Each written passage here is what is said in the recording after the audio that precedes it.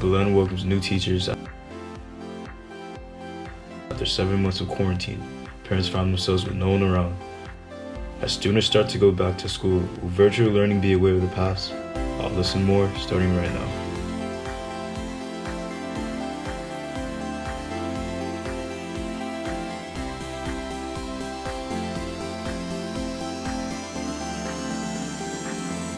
Hey Wolverines, welcome to this week's edition of WBLN News.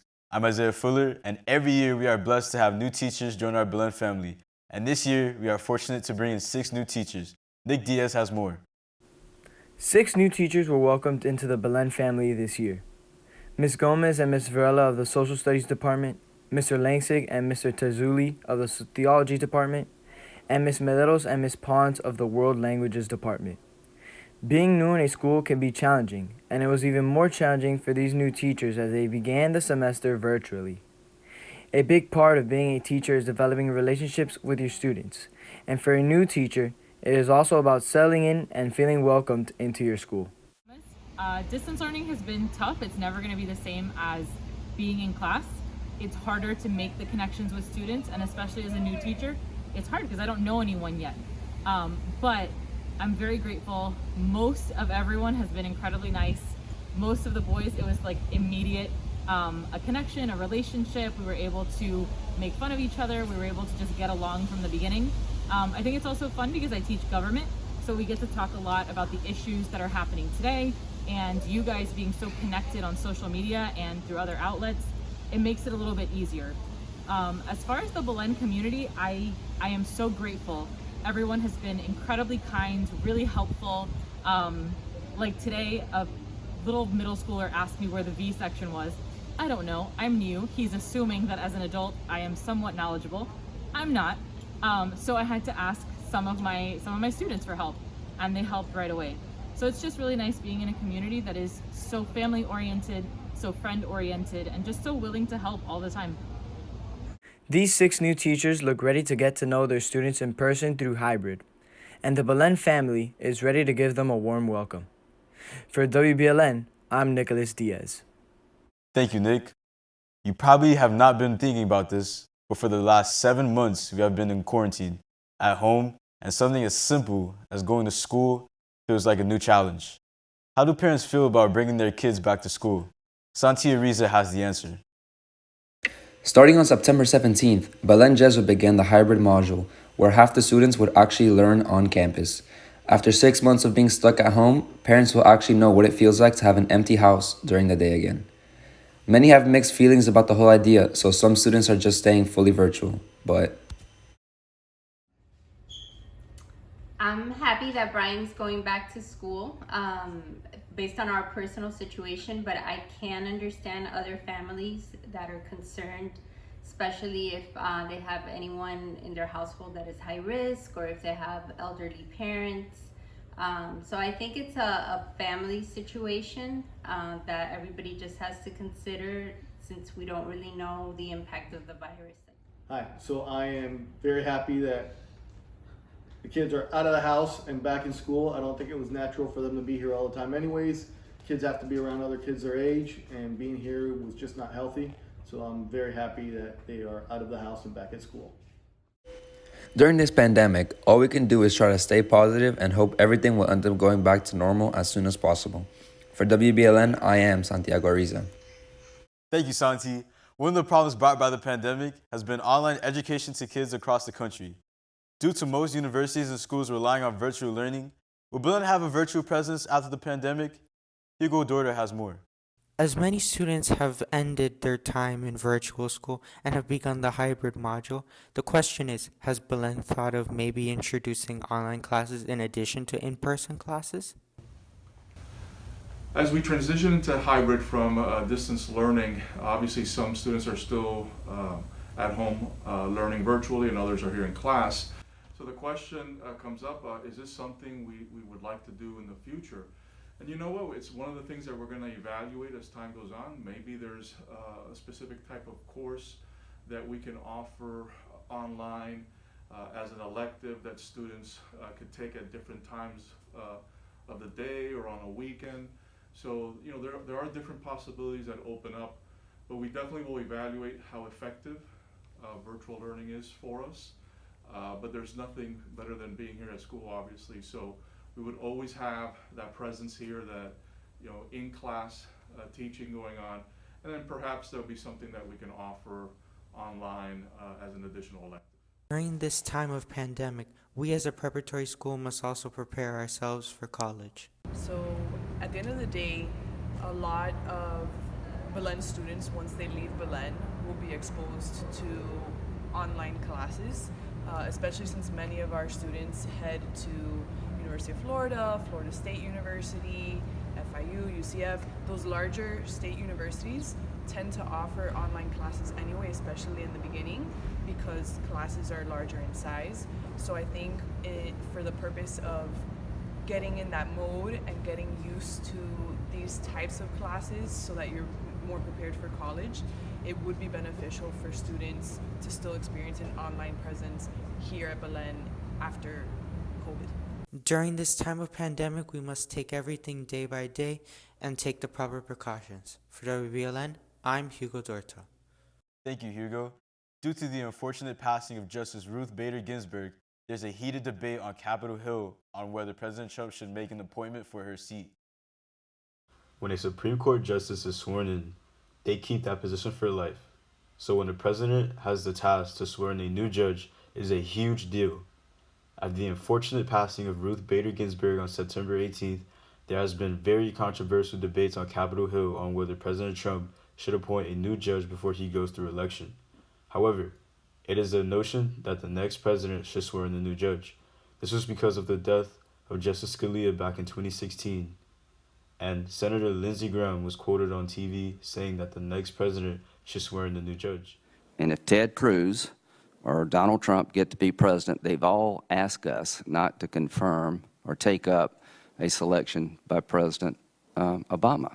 So if a vacancy occurs in their last year of their first term, guess what? You will use their words against them. I want you to use my words against me. If there's a Republican president in 2016 and a vacancy occurs in the last year of the first term, you can say, Lindsey Graham said, let's let the next president, whoever it might be, make that nomination. Now he is going back on his word, saying that President Trump should swear in the new judge. Many feel that the legacy of the notorious RBG will never be replaced. President Trump is expected to appoint a new female judge in the coming days. So a traditional boy greeting at Belen might look like this. But wait! What? No social distancing? Aside from social distancing, I hope you caught that this guy right here is not wearing his mask right. Social distancing. So we're being asked to do this. What does that look like? How far is 6 feet? What's the point? All this and more in your Minute to Converse with your nurse.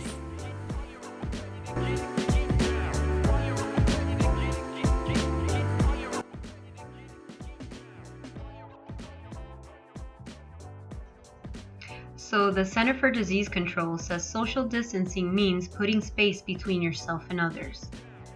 This is 6 feet apart. Now, why 6 feet apart? Although there are conflicting recommendations at the moment as to how much distance we should be keeping, we hear as little as 3 feet to as much as 27 feet of social distancing. But public health officials in the US are standing by the 6 feet distance at the moment due to a study published by the New England Journal of Medicine in regards to droplet precaution. This droplet precaution is a term used to describe biggish particles, so to speak. So simply put, how far our spit while talking or coughing travels.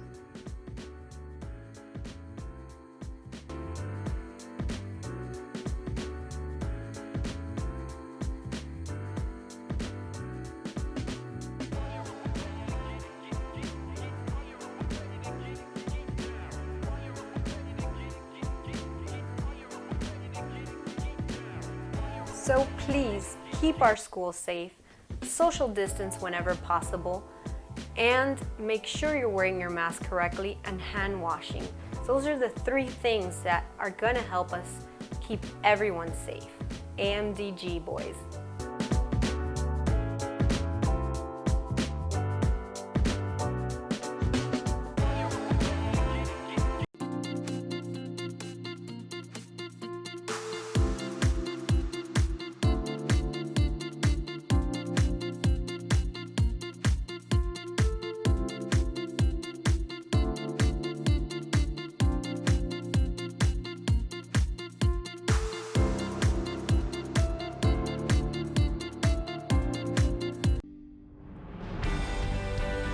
There is a world to be discovered, a world that will challenge you to become more, to open your heart, to see God in all things, to be a man for others, a world that will help you forge friendships that will last a lifetime. Come be empowered and set the world on fire.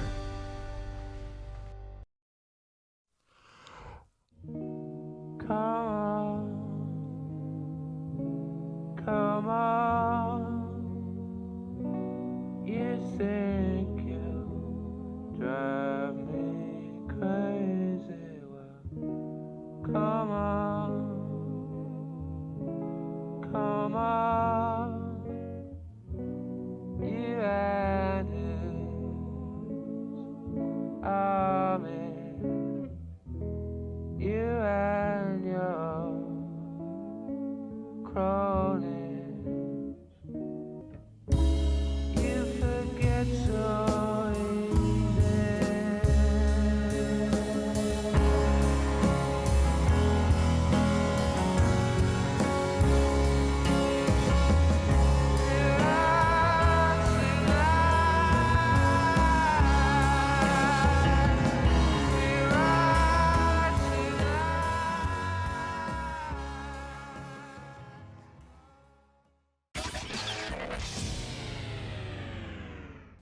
Hey guys, I'm Nick Diaz, here are your sports for today. Last week, the cross-country team competed in the Belen Trail Invitational this past weekend, winning its 3rd consecutive major meet. The team scored 36 points and was led by Javi Vento, who finished 2nd in the 5K with a time of 15:32. Right behind him was Adam Agulis, who finished 3rd with an overall time of 15:37. Half of the JV team competed in a second varsity race, winning with a score of 16 points, led by Marco De La Hoz, Diego De La Hoz, Joey Diaz Quintero, and Evan Torres. The rest of the JV team won the JV race with a score of 60 points. Next Saturday, the cross-country team goes to Lakeland to compete in the FLRunners.com Invitational.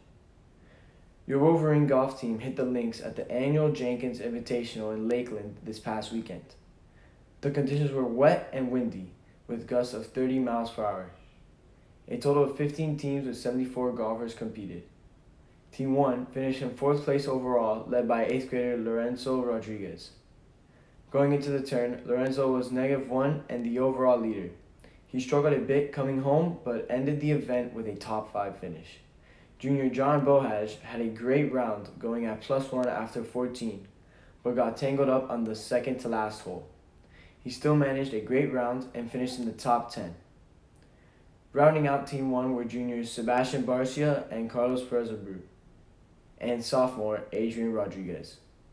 Team 2 finished in 11th place, led by freshman Joseph Muniz and included freshman Alex Perez, sophomore Ignacio Lizama, junior Gabriel Marrero, and senior Andres Grande. The Wolverines compete at the end of this week in the South Florida PGA High School East Coast Championship in Boynton Beach, Florida. The Miami Heat won Wednesday night, taking a commanding 3-1 lead against the Boston Celtics.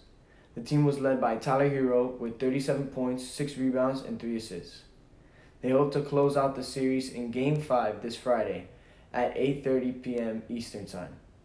In college news, UM won this past weekend against Louisville 47-34.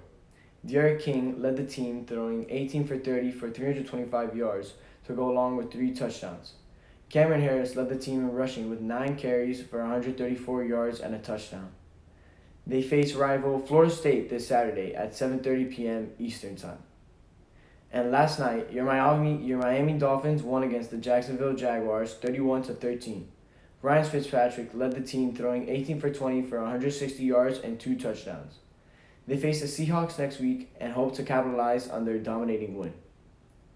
Remember, you can watch your Wolverines take on Archbishop McCarthy at 7:30 right here on our YouTube page. That's all your sports for today. Now back to Isaiah at the desk. Thank you, Nick. That's our show for today. Make sure to follow us on Instagram, YouTube, and Facebook.